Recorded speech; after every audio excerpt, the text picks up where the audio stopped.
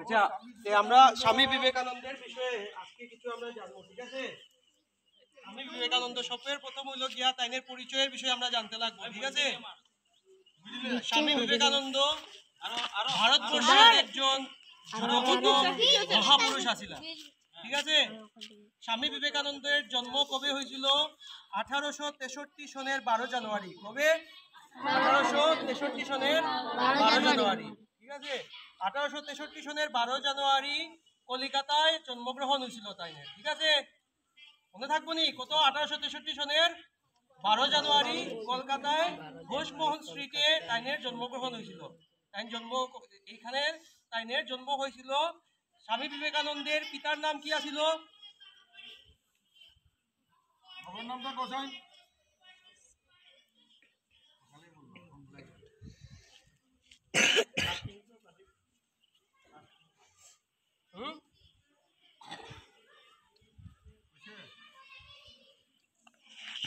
কি আছিল?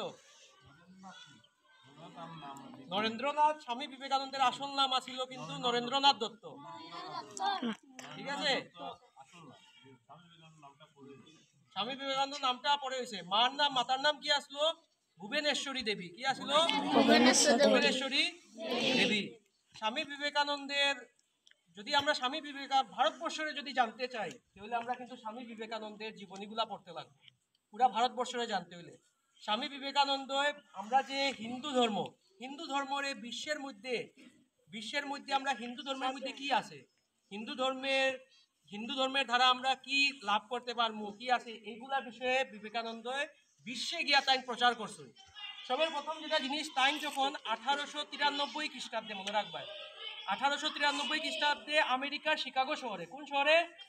আমেরিকার শিকাগো শহরে গিয়া তাই একটা ভাষণ দিছিলা, ঠিক আছে? এই ভাষণে বিশ্বে পুরা আলোড়ন সৃষ্টি করছিল। তাই গিয়া শুরু করছিল যে যখন তাই ভাষণটা শুরু করছিল তাই কইছিল যে dear brothers and sisters of America, এইটা দিয়ে শুরু করছেন। Dear brothers and sisters of America, I feel proud to belong to a religion which has taught the spirit of tolerance and universal acceptance.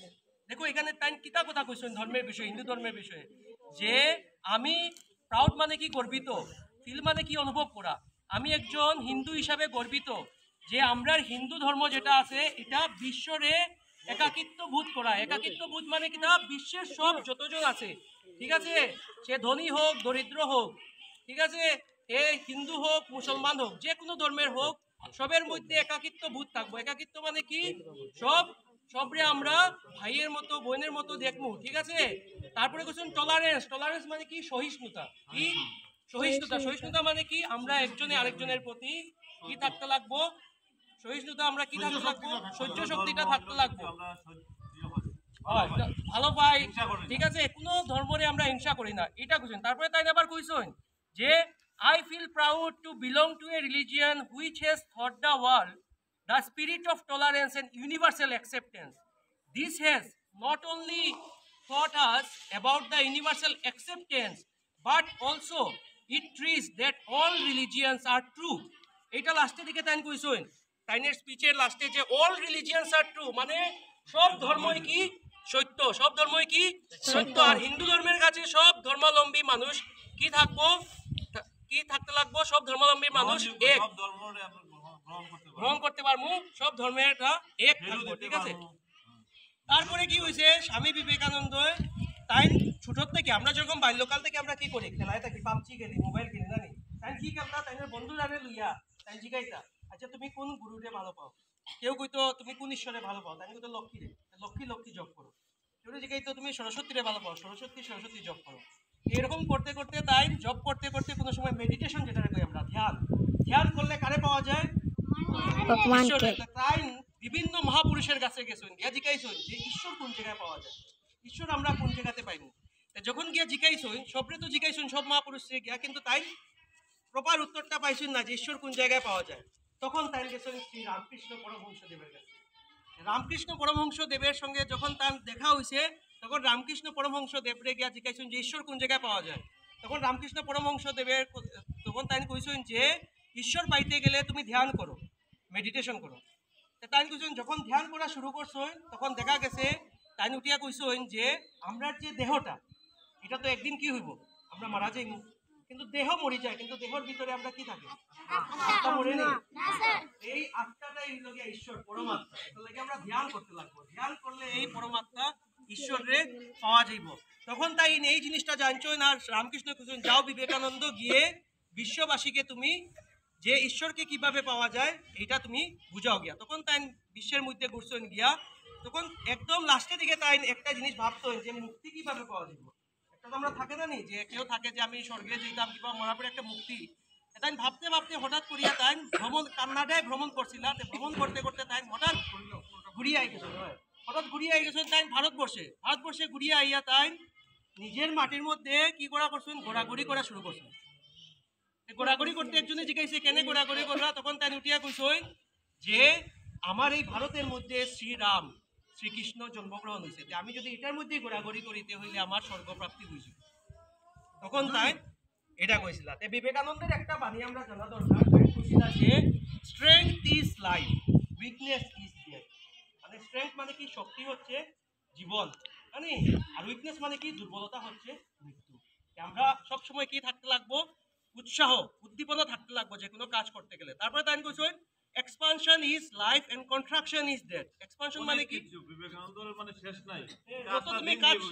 যত তুমি কাজ করতে থাকবা অত তোমার জীবনটা আগে যাইব, আর কাজ করা বন্ধ করে দিবা তোমার এখানে মৃত্যু জীবন। আর লাস্টে তাই কইছেন love is life, hated is death. মানে লাভ ইজ লাইফ মানে কি, সবরে তুমি কিতা করতে, ঈশ্বর তোমার মধ্যেই আছে, ঈশ্বর তোমার আত্মার মধ্যে, সবরে ভালো পাইতা। সবরে ভালো পাইলে কি হইব, ঈশ্বর তোমার মধ্যে, সবরে ভালো পাইলে কি হইব, তুমি ঈশ্বরে পাইবা। ঠিক আছে,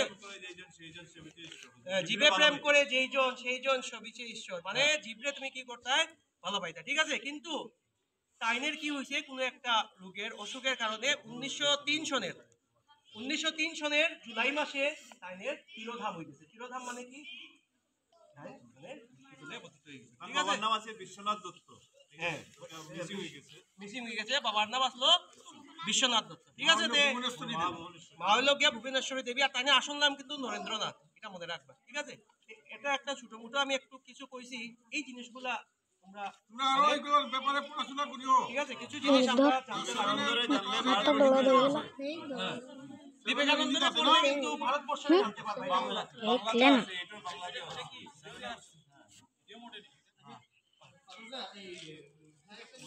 ले जो दिखला ये पहले ना हाथ दे ये ले ना माथा हिले जाओ हमार तो हिलछे हाथ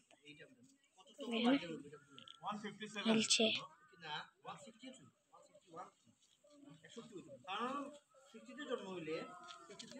ये दिखला तो हमें हाथ दे ले प्लीज ले पूरा काफी है। ठीक है, अच्छा तो এতটুকু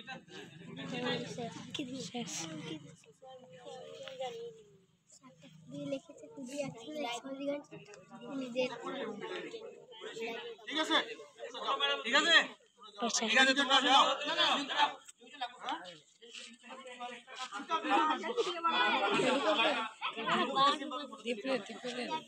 એટલે રોમેન્ટિક